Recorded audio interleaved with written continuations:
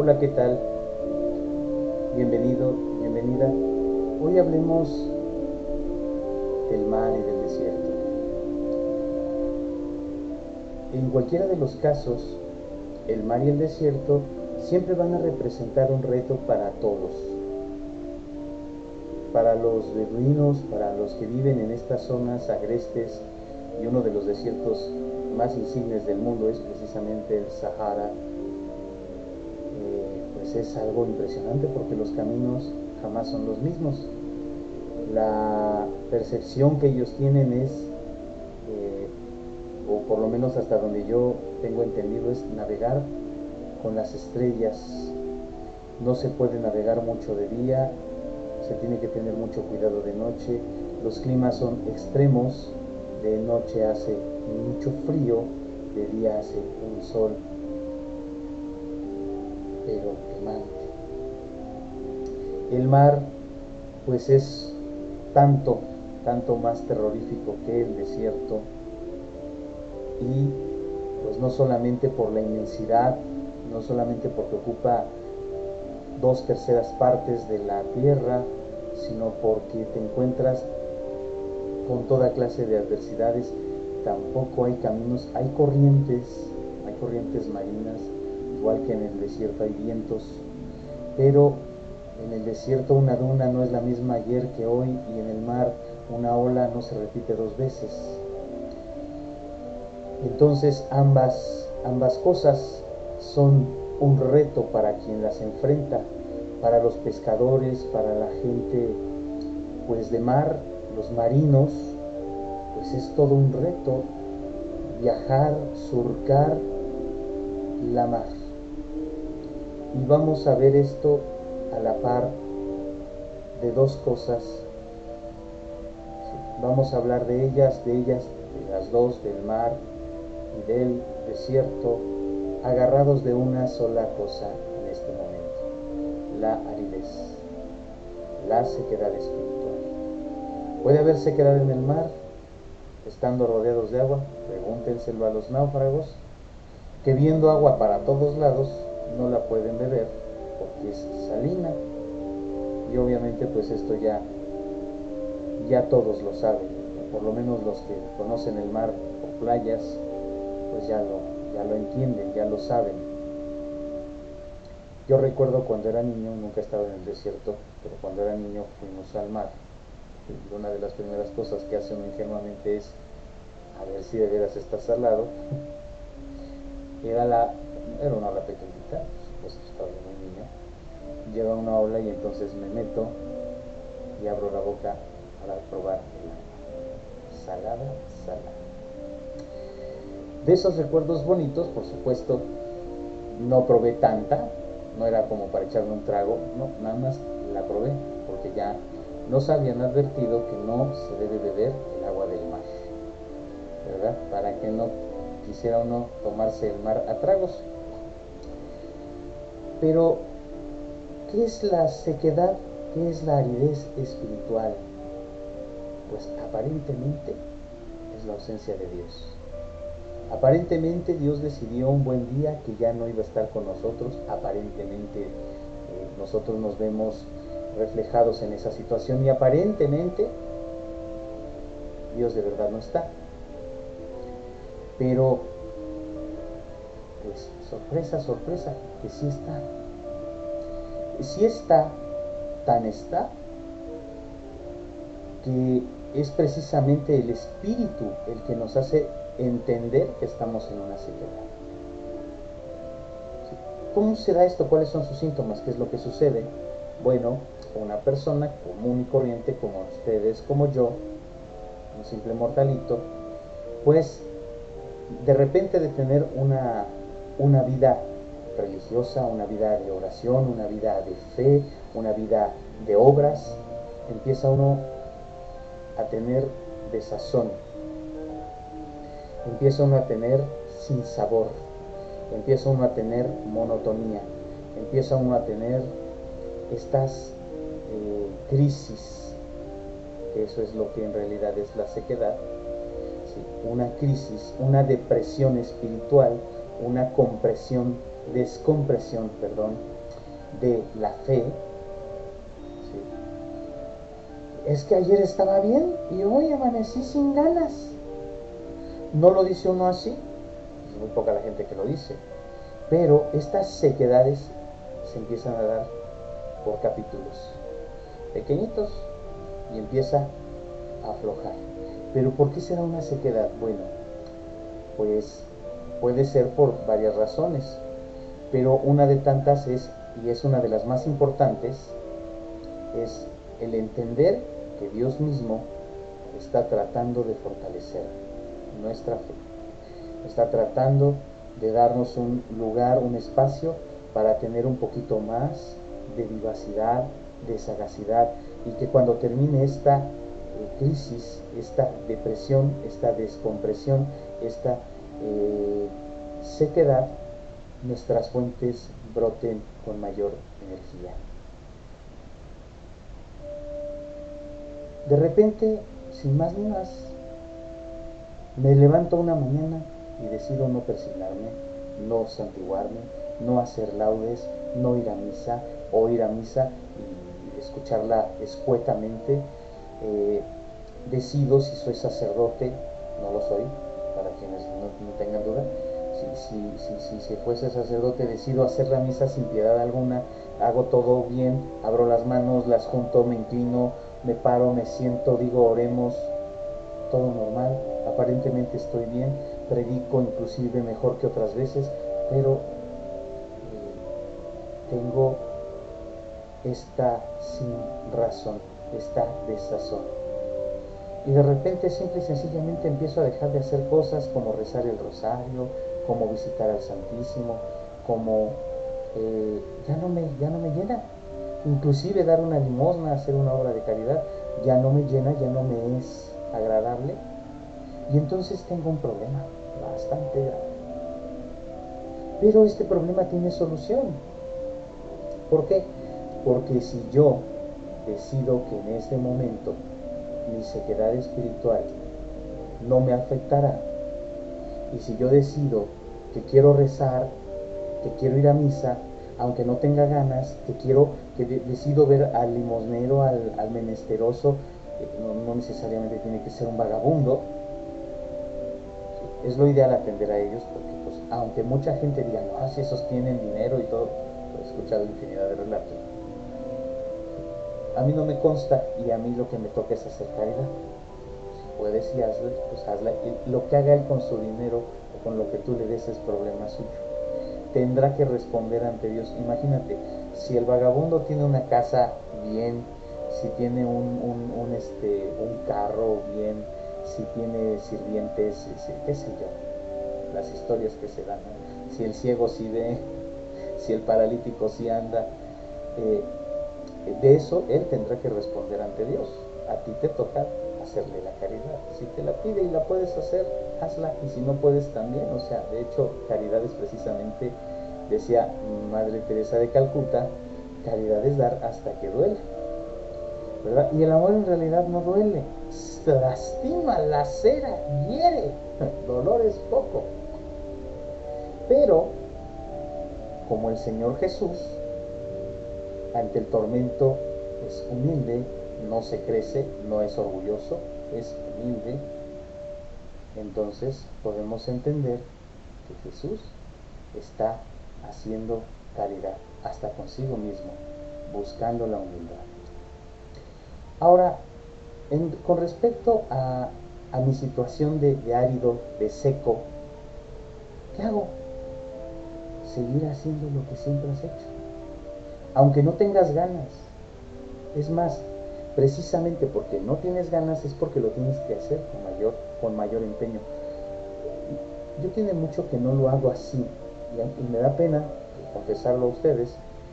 También se lo he confesado a mi director espiritual, a mi confesor, y ellos me han dictado lo que debo hacer, y lo debo hacer. Pero yo, cuando tenía un poco más de cuidado con mis cosas, que también he dejado como de tener ese amor, esa pues perspectiva de tener mis cosas bien hechecitas, De repente también me he dejado en algunas cuestiones, pero a lo que voy es a lo siguiente. Los sábados y los domingos, sobre todo los domingos, que era cuando ya estaba yo más cansado, la última misa, la última celebración que me tocaba cantar, era en una iglesia que tenía un órgano que sonaba muy dulce. Y de verdad me encantaba aprovechar ese momento. Y tocaba la misa y cantaba la misa con la emoción de la primera misa. Y era una propuesta que tenía yo bien hecha. Y luego me decían los padres, es que yo ya estoy cansado, es que yo ya quiero terminar, ya quiero descansar. ¿Tú por qué no has celebrado 5 o 6 misas? Le digo, no padre, yo no las he celebrado, las he cantado y sin micrófono. Y también estoy cansado, pero precisamente porque es el último esfuerzo, como el boxeador no cierra flojo, el boxeador cierra más fuerte. Es más, los últimos segundos de los rounds y de la pelea son los cruciales, son los que ganan pleitos. Es un ejemplo muy antimediano si ustedes quieren, pero es cierto, el boxeador cierra con todo lo que tiene, saca fuerzas de flaqueza y cierra con todo. Y los últimos segundos de su round deben ser los mejores, aunque los primeros 45 segundos o los primeros 2 minutos y medio, yo no sé cuánto dura un round, creo que duran 3 minutos. Si los primeros 2 minutos 15 segundos no diste el ancho, en los últimos 45 segundos cierras fuerte, porque el oponente ya se cansó y cierras fuerte, y también te cansas, pero cierras fuerte.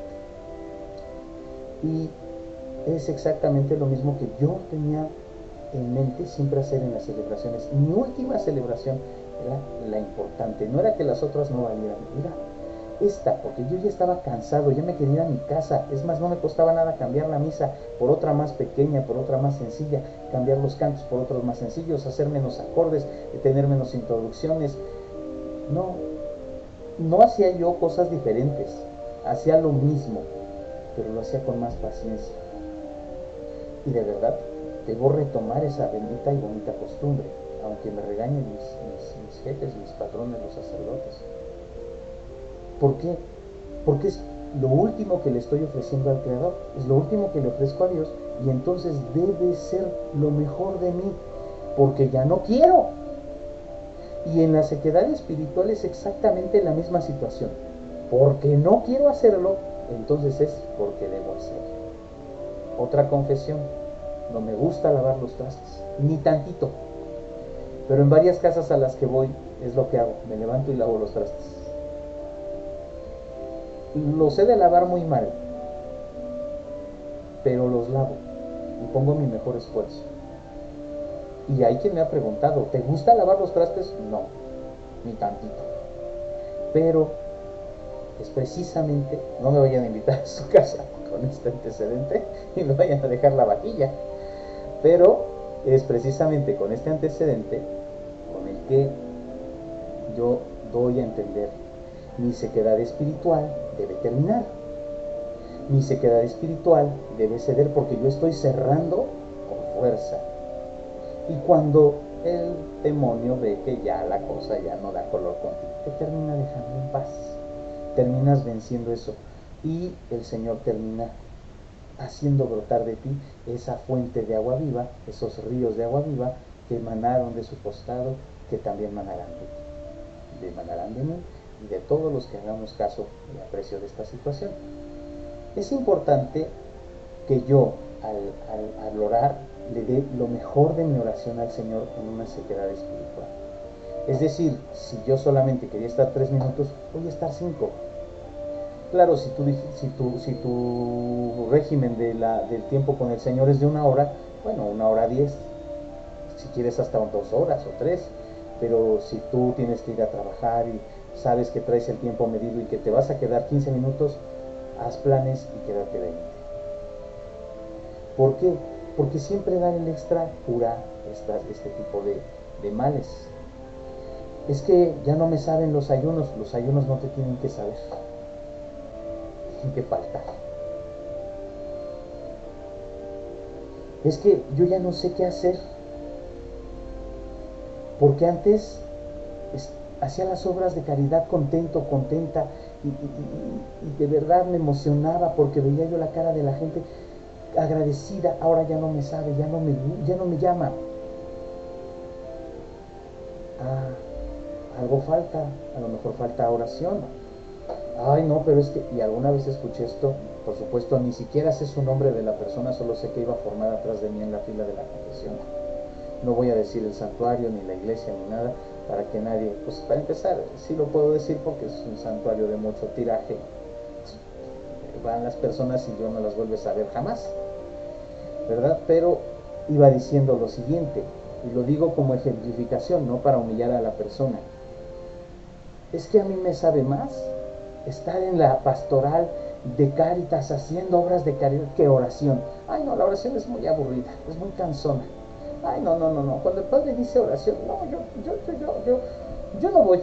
No, yo no. Y me puse a pensar en mis interiores. Dije, si yo he hecho eso, pues con razón mi vida es como es, porque no estoy poniéndole empeño a todo, le estoy poniendo empeño a una parte. Eso es como, volvemos al boxeador, el juego de piernas. Ay, tienes un juego de piernas magnífico, pero tu jab, tu gancho, tus golpes no tiran ni nada. Y al primer cambio de golpes, suelo. ¿No? La parte activa vendría siendo el juego de piernas y la parte espiritual, los golpes. Cuando yo hablo precisamente de los golpes, es entonces que yo puedo entender mi dimensión espiritual. Mi oración debe ser fuerte, constante. Pero es que si estamos hablando de aridez, ¿cómo quieres que yo rece? ¿Cómo quieres que yo ore? A ver, hermano, pues qué parte no entendió usted de que estamos hablando de sequedad espiritual. No quiero rezar. Precisamente porque no queremos rezar es porque tenemos que rezar. Precisamente porque no quiero hacer oración es porque tengo que hacer oración. Pero es que entonces no me está usted dando una solución, me está usted agrandando el problema. Es que esa es la solución. Es vencer ¿a quién? A mí mismo, a mi flojera y a mi enemigo. La primera parte de vencer al demonio es vencerse a uno mismo. Vamos a ponerlo en términos. Estoy acostado, muy sabroso, muy calientito, afuera hace frío, y yo estoy así muy arrellenadito en las cobijas, y suena la alarma. Ay, es que estoy tan calientito, otros 10 minutos. Y suena la alarma. Ay, no, otros 10 minutos. No te des tanto. ¿Cómo vencerse a uno mismo? Si suena la alarma, levántate, todavía te vas a levantar con flojera. Pon los pies en el suelo. Ponte tus pantuflitas, tus chanclitas y abre la ventana. Ay, no, pero es que va a estar nublado, van a estar las nubes, no, es que va a entrar el sol, me va a lastimar los ojos. Abre la ventana. Abrir la ventana ya te está creando un impacto de día y entonces el cuerpo se activa. Si yo me levanto y las cortinas cerradas, las luces apagadas, el cuerpo no asimila la actividad. Si estoy seco, estoy árido, estoy triste y no hago por reírme, por orar, por hacer caridad, por hablar con Dios, por actuar, por ir a misa, por estar constante, no puedo esperar que mi aridez termine. Si yo, sabiendo que estoy árido, no aprovecho para rascar el río de mi sequedad, escarbar y sacar la mugre, hacer unos cuantos diques, como los castorcitos. Y una vez que se termine eso, se va a llenar una presita, se va a llenar la otra, y mi río de agua va a ser constante, mi flujo de agua va a ser constante, y cuando llegue un momento de sequía voy a tener reservas. Si yo empiezo a vencerme a mí mismo, que es mi primer dique, después no me va a costar tanto trabajo vencer a mi enemigo, porque ¿quién creen que es el peor enemigo de mí? Yo mismo. Yo soy el que se pone las trabas, yo soy el que habla de los miedos. Aquí es donde hablamos del desierto y del mar. En la Biblia el desierto es miedo, es un reto, es un encuentro. En la Biblia ir al desierto significa buscarse, encontrarse, pero no solamente como lo hacen los yogis, como lo hacen los budistas y toda esta gente que sin afán de meditar a nadie, pero nosotros somos cristianos católicos, por lo menos cristianos, no estamos buscándonos a nosotros mismos, ni estamos buscando la iluminación interior, ni nada de eso. Es muy respetable, cada quien puede creer en lo que quiera. Hay gente que, estando vivo, un futbolista de fama internacional le fundó una iglesia, estando vivo, y se fueron a casar a la iglesia del jugador tal, estando vivo. O sea, lo estaban endiosando estando vivo. Y el Señor no sabía dar ni siquiera una explicación de por qué había perdido un partido, ¿no? O sea, simple y sencillamente se limitaba a decir letras consonantes o vocales, perdón, y no decía nada. Me acuerdo mucho de esa entrevista. Y por supuesto todo el mundo sabe de quién hablo, pero no voy a decir su nombre. Mi paz goce y mis palabras no le ofendan. O sea, haremos oración por él, pero realmente él nunca hizo por parar algo como eso. Se dejó idolatrar a tal punto que yo sé que a Pelé no le han fundado una iglesia, a Ronaldinho no le han fundado una iglesia, al mismo Leo Messi, que es un jugador excelente, no le han fundado una iglesia. Y de los jugadores de mi tiempo de joven, de niño, pues a Jürgen Klinsmann no le fundamos una iglesia, a Marco Van Basten no le fundamos una iglesia, al portero René Higuita no le fundamos una iglesia, al mismísimo Hugo Sánchez aquí en México no le fundamos una iglesia.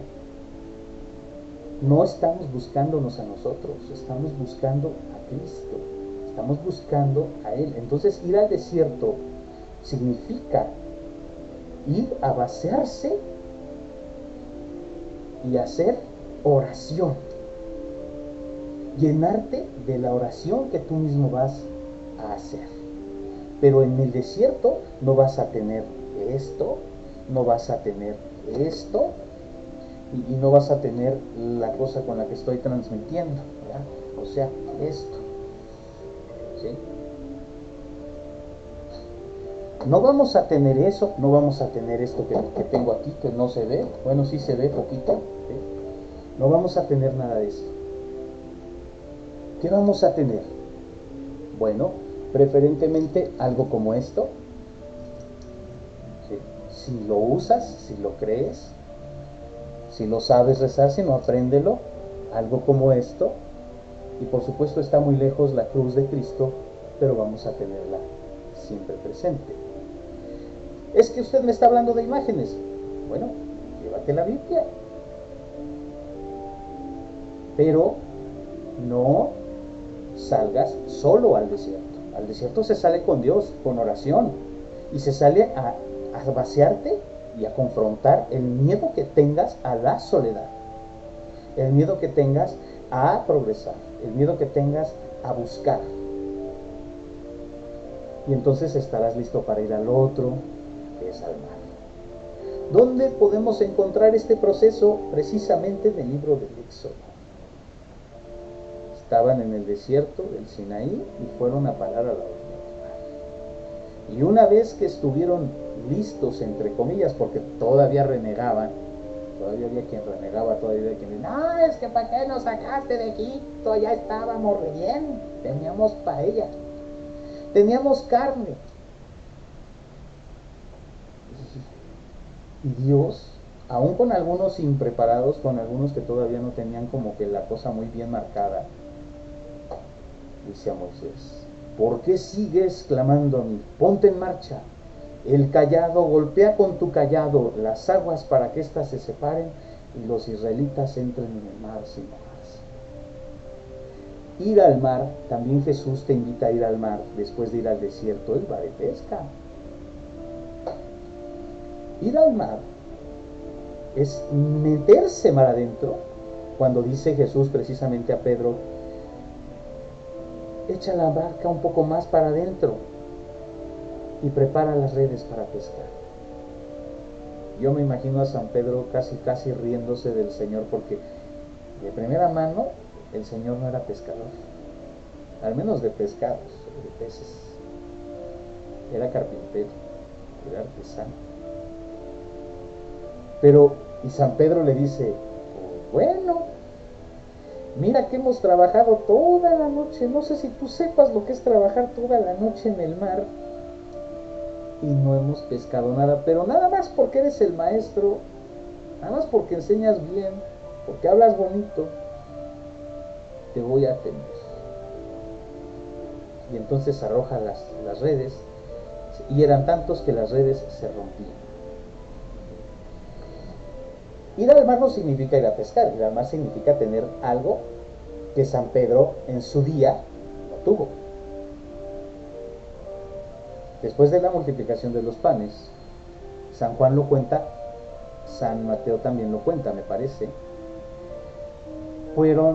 Los discípulos se fueron, dice, al otro lado. San Juan dice que Jesús se retiró al monte él solo, creyendo que la gente, o sea, previendo más bien que la gente lo fuera a tomar y lo llevaran a coronarlo rey por fuerza. Pero San Mateo me parece que es el que dice, San Mateo, San Marcos, no recuerdo de los dos, de verdad que me disculpo por esto, pero dice que se quedó despidiendo a la gente mientras que sus discípulos se iban al otro lado del mar. Después de haber retirado a la gente, hizo oración él solo, es decir, se fue al desierto. Aunque no estaba ahí en el desierto, se fue él solo. Tu desierto no tiene que ser una duna de arena, tu desierto tiene que ser algo que te quite de todos los aprobios, de todos los agobios, de todas las cosas que están por ahí. Pero dice que Jesús se retira él solo, dice, y hacia la medianoche baja, bueno, más para allá de la medianoche, baja y ve a lo lejos la barca que tenía problemas para ir. El viento le era contrario y las olas la golpeaban, es decir, no había como tal pues algo que les ayudara, había tormenta, y Jesús dice camina sobre el agua. Cuando ven los discípulos, y aquí vamos a tomar todo el englobe de los evangelios,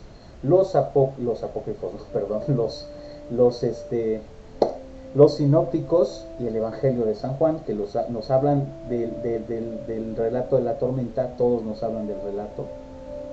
Dice que lo ven venir, y unos dicen daban gritos de terror creyendo que era un fantasma, otros dicen se espantaron, algunos hasta se han de ver medio privado, y entonces Jesús les dice: no teman, tranquilos, soy yo. Y aquí es donde viene este asunto. Me parece que debe ser el Evangelio de San Marcos, si no mal recuerdo, el que habla de esto de una manera más fehaciente.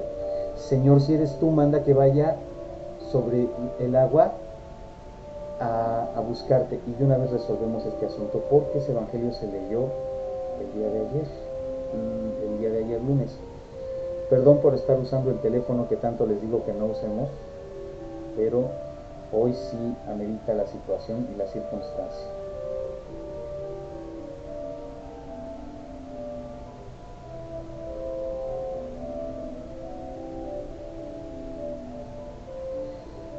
Es sumamente importante, ¿verdad?, tener siempre en cuenta esto. Miren, aquí dice, del Santo Evangelio según San Mateo. Sí, tenía yo la certeza bien. Dice aquí, lo vamos a leer para que se sobreentienda. En aquel tiempo, al enterarse Jesús de... esto no es, perdón, es martes 3. Salmo responsorial, aclamación. Y sigue siendo San Mateo. Dice aquí, En aquel tiempo, inmediatamente después de la multiplicación de los panes, Jesús hizo que sus discípulos subieran a la barca y se dirigieran a la otra orilla mientras él despedía a la gente. Después de despedirlo, subió al monte a solas para orar. Llegada la noche, estaba él solo allí. Y marca, él solo allí. O sea, su desierto es a solas con el Padre. Entre tanto, la barca ya muy lejos de la costa y las olas le sacudían porque el viento era contrario.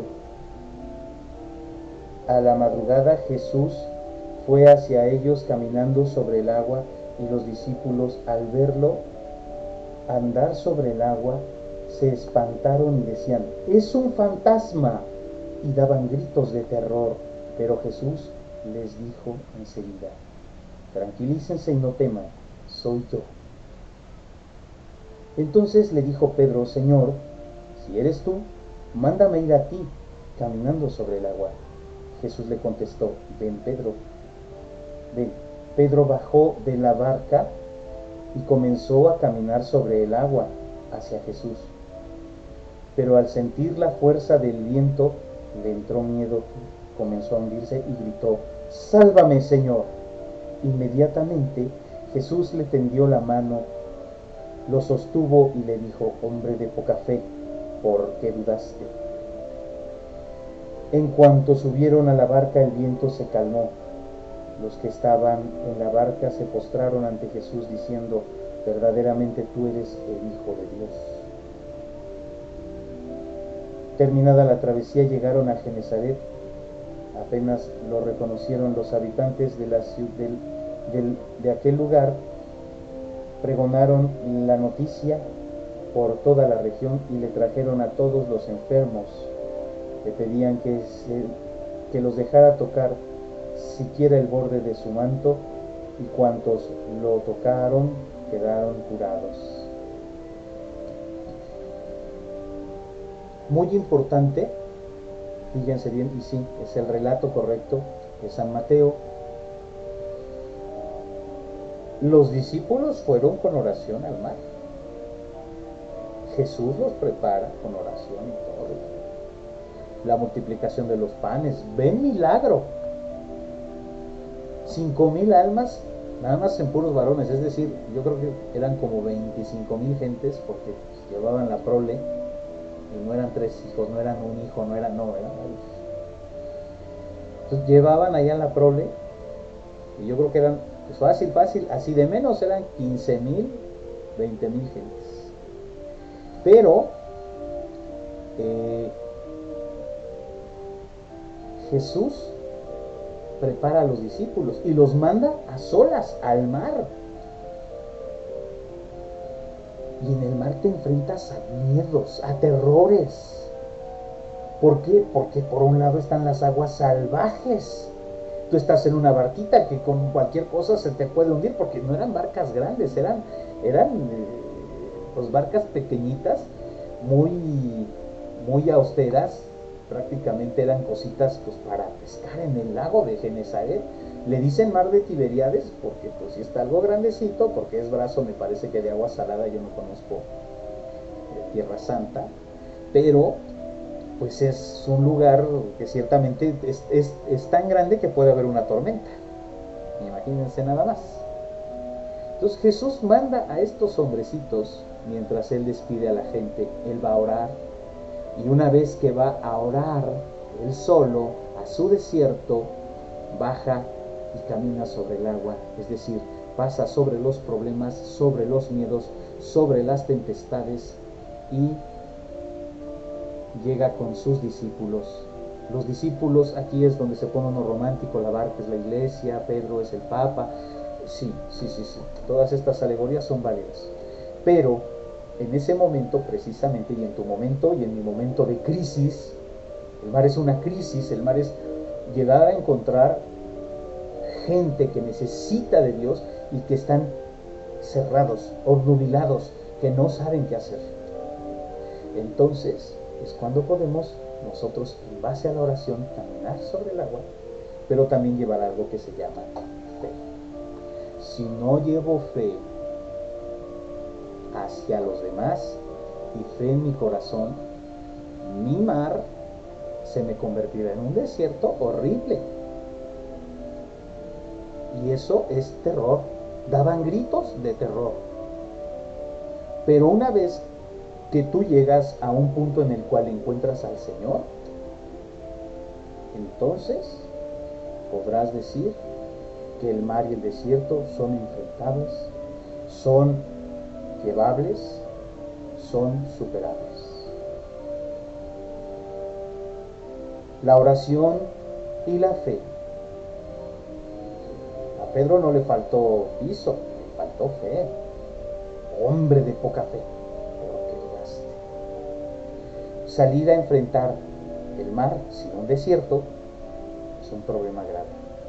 Los dos son miedo, los dos son preocupación, problemas, miedos, terrores, pero uno te ayuda a enfrentar el otro, porque uno te saca todos los problemas que traes y te da a Dios. Y conservar a Dios es orar y buscar. Espero haber sido de ayuda para ti. Espero realmente no haber ofendido susceptibilidades y espero pues que les gusten mis videos. Yo me despido por el momento, deseándote paz en Cristo. Gracias.